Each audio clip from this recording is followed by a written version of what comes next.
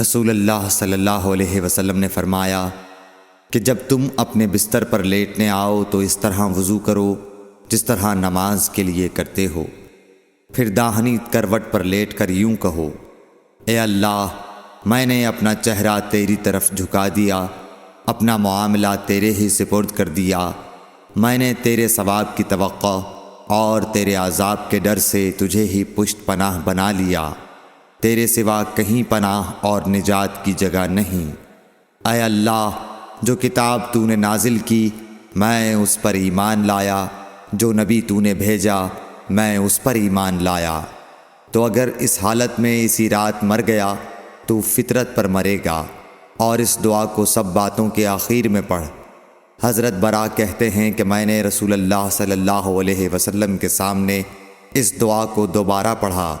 جب آمنت بکتابک الذی انزلت پر پہنچا تو میں نے ورسولک کا لفظ کہہ دیا۔